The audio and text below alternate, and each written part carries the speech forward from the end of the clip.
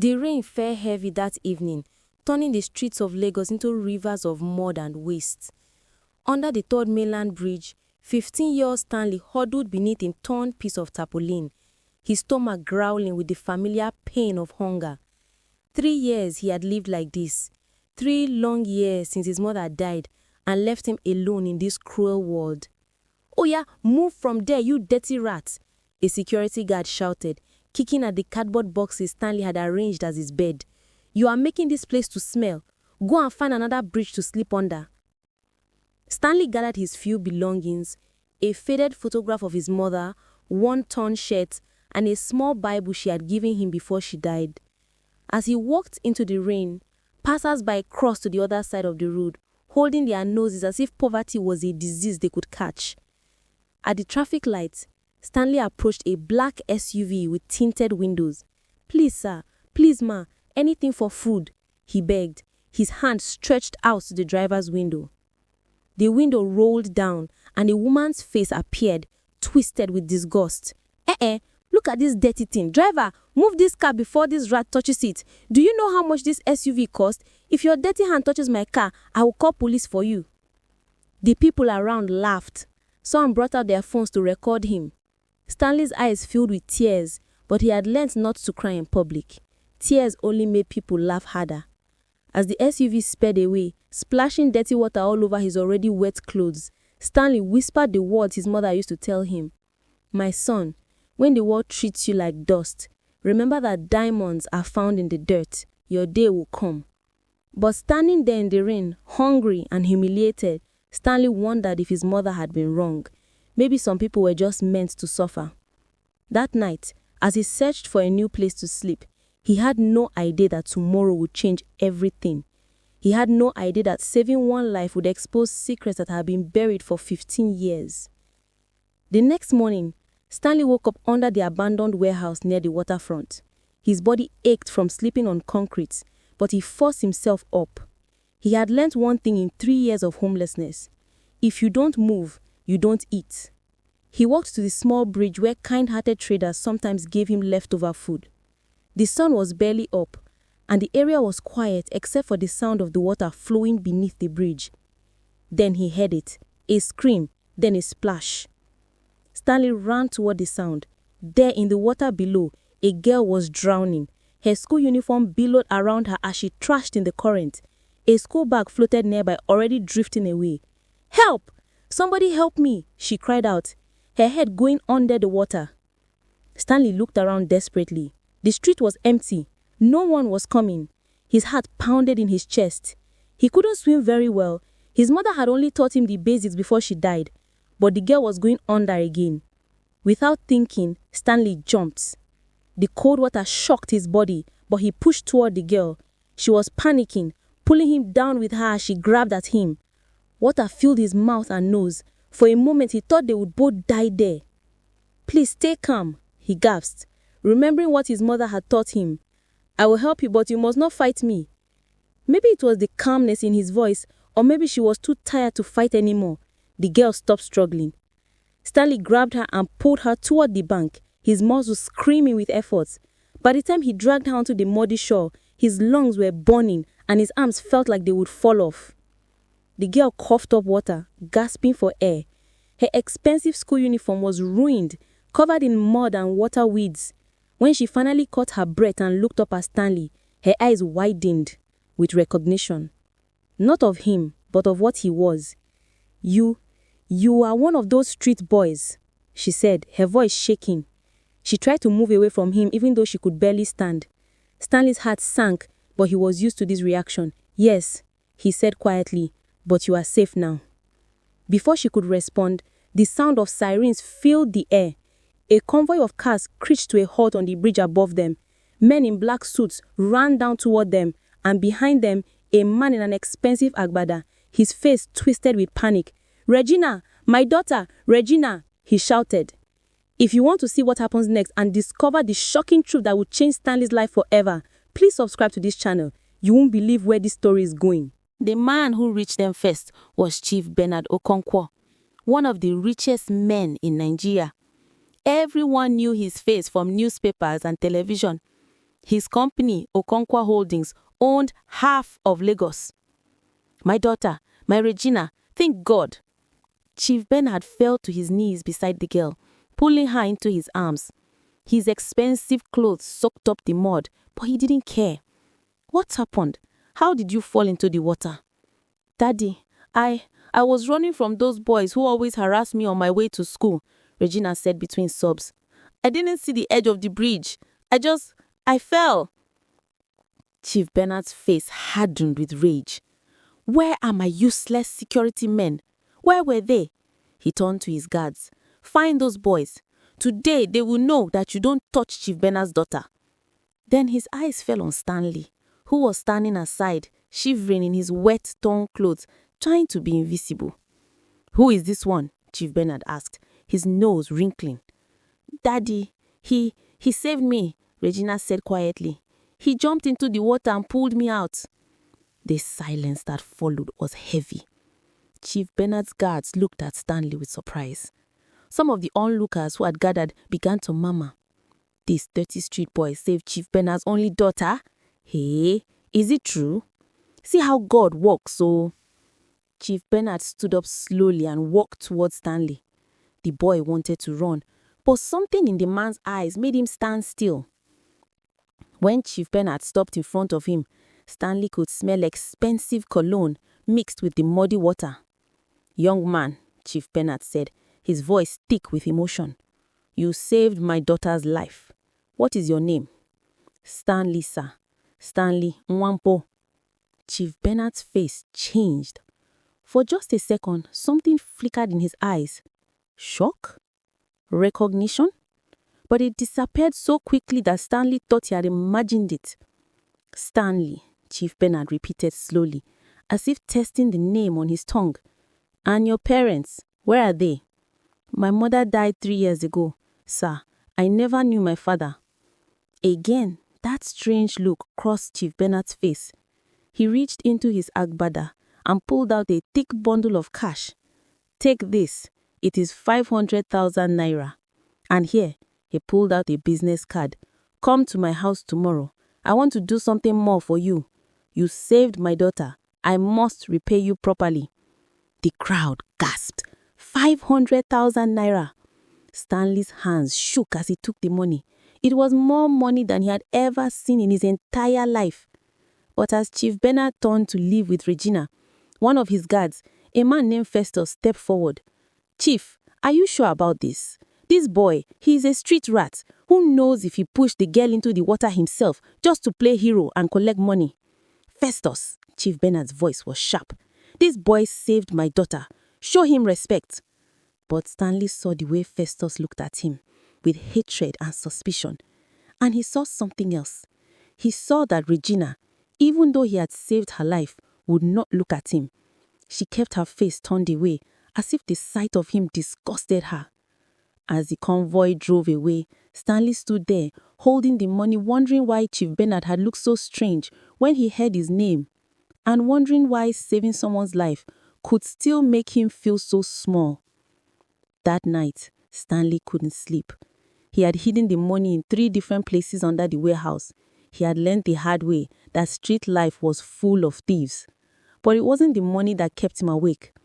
It was Chief Bernard's face when he heard Stanley's full name. Stanley Nwampo. His mother had given him that name. Your father's name, she had said before she died, her voice weak and full of pain. Stanley, promise me you will never forget his name. Umanko. One day you will understand everything. But she had died before she could explain, and the only other thing she left him was a photograph, the one he had protected for 3 years, kept dry in a plastic bag, even when everything else got wet or stolen. Stanley took out the photograph now, in the dim light of a street lamp that shone through the warehouse window. It was old, faded, the edges torn.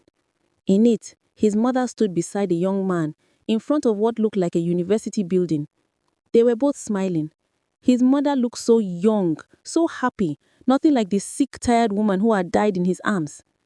The young man had his arm around her shoulders. He wore an expensive-looking shirt and a big smile. Stanley had stared at this photograph 1,000 times, trying to see his father's face in his own reflection. Was this man his father? His mother had never said. She only cried whenever he asked about the photograph. But now, looking at it again after meeting Chief Bernard, something clicked in Stanley's mind. The shape of the face, the eyes, the way the man stood with that same proud bearing. His hands began to shake. No, it couldn't be. He had to be imagining things. Chief Bernard Okonkwo, one of the richest men in Nigeria, could not be the young man in this photograph. And even if he was, it didn't mean anything. Plenty of men had children they abandoned. Plenty of rich men had secrets they buried. But tomorrow, Stanley was supposed to go to Chief Bernard's mansion. Tomorrow, he would get close enough to see the man's face properly, without the panic and mud and water. Tomorrow, he would know the truth. As dawn broke over Lagos, Stanley made a decision. He would go to that mansion. He would collect whatever reward Chief Bernard wanted to give him, and he would look into the man's eyes and see if they were the same eyes that looked back at him from the old photograph. What Stanley didn't know was that inside the Okonkwo mansion, Chief Bernard was also holding a photograph, the same photograph, and he was crying for the first time in 15 years. The Okonkwo mansion stood behind high walls and golden gates that made Stanley feel even smaller than usual. The security guards looked at him with disgust, checking him 3 times before they let him through a side gate, not the main entrance. Chief said you should come, but don't touch anything with your dirty hands, one guard warned him, and stand by the kitchen door. Don't enter the main house. Stanley nodded, used to such treatment. But as he walked through the compound, past the fountain and the expensive cars, past the gardens that were bigger than the warehouse where he slept, anger began to burn in his chest. His mother had died in poverty. He had suffered for 3 years in the streets, and this man, if Chief Bernard was indeed his father, had lived like a king. At the kitchen door, a maid brought him a glass of water and told him to wait. Through the open doorway, Stanley could see into the main house. Everything was gold and marble and crystal. And there, in the living room, he saw Regina sitting with a woman who must be her mother, Mrs. Okonkwo, dressed in expensive lace, her neck heavy with gold jewelry. "Mommy, I told you, I don't know why Daddy wants to give that dirty boy anything more," Regina was saying, her voice carrying clearly. "Yes, he pulled me out of the water, but he's a street rat. People like that are born to suffer. It's not our fault they are poor." Mrs. Okonkwo nodded. "Your father is too soft-hearted sometimes. But don't worry, my daughter. We will give this boy some more money and send him away. People like that, if you bring them too close, they will start claiming family connections and demanding things." Stanley's fists clenched. Before he could move, Chief Bernard appeared at the top of the stairs. But this Chief Bernard looked different from yesterday. His eyes were red, as if he hadn't slept. His steps were slow, heavy, and in his hand he carried a large envelope. "Stanley," Chief Bernard's voice shook. "Come inside. We need to talk, alone." Regina rolled her eyes. "Daddy, must you bring him inside the house? He will make everywhere smell." "Regina!" Chief Bernard's voice thundered through the house, making everyone jump. "Go to your room, now!" "And you too, Cynthia," he said to his wife. "What I need to say to this boy, I will say in private." As his family left, shocked and confused, Chief Bernard led Stanley to his private study. He closed the door and for a long moment just stared at the boy. Then, with shaking hands, he pulled out the same old photograph Stanley had in his pocket. "Your mother," Chief Bernard whispered. "Her name was Grace. Grace Nwankwo, and I loved her more than life itself." Stanley felt his world spinning.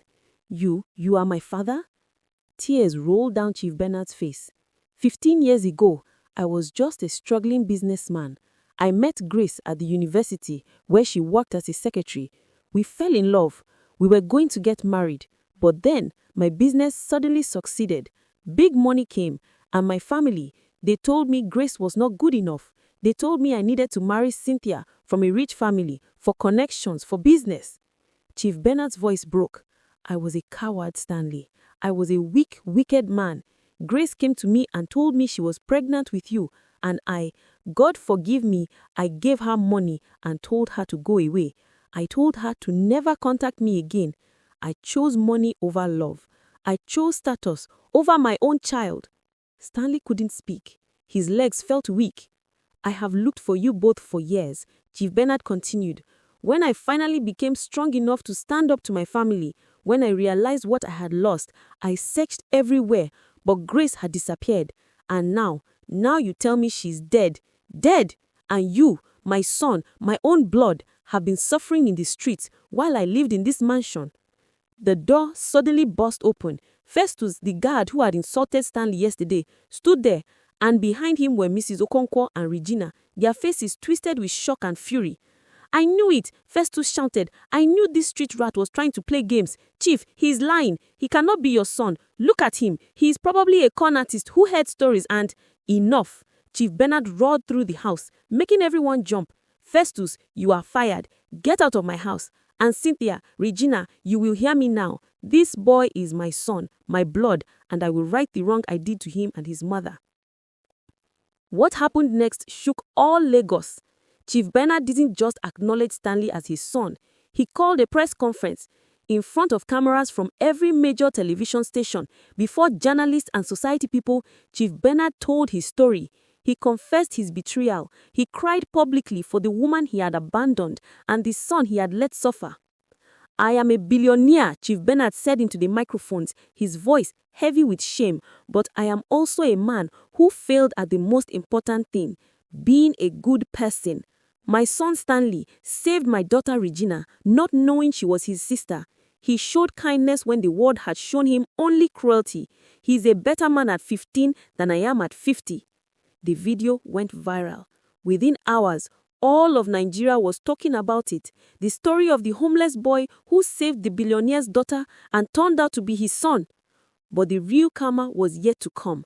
Regina, who looked at Stanley with disgust, who called him a street rat, now had to face her schoolmates. They mocked her endlessly. Your own brother saved your life and you were ashamed of him. They laughed at her, made songs about her, posted it all over social media. She who was proud and arrogant now walked with her head down, tasting the humiliation she had served to others. Mrs. Cynthia, who said people like Stanley were born to suffer, found herself abandoned by her society friends. Other rich women whispered behind her back. Her own family reminded her that without Chief Bernard's money, she was nothing special. She begged Chief Bernard for forgiveness, but the damage to her reputation was done. The Lagos society she had worshipped now rejected her. Festus, the guard who had tried to discredit Stanley, could not find another job. Word spread that he had insulted Chief Bernard's son. In a city where connections meant everything, Festus found all those close to him. He ended up doing the same kind of menial work he had looked down on for doing. But the most poetic karma came from an unexpected place. The traders at the bridge, the same ones who sometimes gave Stanley food, heard his story. They came forward with their own testimonials. They told reporters how Stanley, even when he was starving, had shared the little food he got with other homeless children, how he had protected a blind beggar from thieves, how he had returned a lost wallet full of money to its owner instead of keeping it. This boy, said Mama Ngozi, who sold vegetables at the bridge, he's not rich because of what his father gave him. He was already rich in here, she pointed to her heart. We knew it all along. The street didn't make him wicked. It only showed who he truly was. Stanley moved into the Okonkwo mansion, but he didn't forget where he came from. Chief Bernard, in his journey of redemption, didn't just give Stanley a room in his mansion. He started a foundation in Grace's name, Stanley's mother, to help homeless children in Lagos. Stanley went back to school, but every Saturday, he went back to the streets, to the bridges, to the warehouses, bringing food and hope to those still suffering. 6 months later, at the grand opening of the Grace Nwankwo Foundation Center, Chief Bernard stood before a crowd and spoke words that made even the hardest hearts soften. My son taught me that true wealth is not in your bank account. It is in your character. I had billions and was poor. He had nothing and was rich. I am spending the rest of my life trying to be worthy of calling him my son. Regina, who had been humbled by her own karma, stepped forward. With tears in her eyes, she publicly apologized to Stanley. My brother saved my life, and I responded with pride and disgust. I judged him by his clothes instead of his heart. I am sorry. I am learning slowly to see people the way he does, not by what they have, but by who they are. as Stanley looked out at the crowd, at the street children who now had hope, at the traders who had shown him kindness when he had nothing, at the father who had found him after 15 years, he remembered his mother's words. When the world treats you like dust, remember that diamonds are found in the dirt. His mother had been right all along. This story teaches us that how we treat people when they have nothing reveals our true character. Regina and Mrs. Cynthia judged Stanley by his appearance and treated him with contempt, only to discover he was family. Their karma came not from others' revenge, but from their own shame and the consequences of their actions. Chief Bernard's story reminds us that it's never too late to make things right. His public confession and dedication to helping others didn't erase his past mistakes, but it showed true repentance. Stanley's character, his kindness despite suffering, his willingness to risk his life for a stranger, his refusal to become bitter, proved that poverty doesn't determine your worth. Your actions do. In African culture, we say, the child you mock today may become your helper tomorrow. We also say, do good and throw it in the water. One day it will return to you. Stanley did good without expecting anything in return, and his goodness brought him not just wealth, but restored his family and changed lives. Remember, treat every person with respect and kindness, regardless of their situation. You never know who they are, what they are going through, or how your paths might cross again. The measure of a society is how it treats its most vulnerable members. And finally, parents, acknowledge your children. Right your wrongs before it's too late. The pain of abandonment doesn't disappear just because you are rich or successful. It's never too late to do the right thing. If this story touched your heart, please like this video and subscribe to our channel for more inspiring African stories that teach valuable lessons. Share this with someone who needs to hear this message today. Drop a comment below telling us what part of this story moved you the most.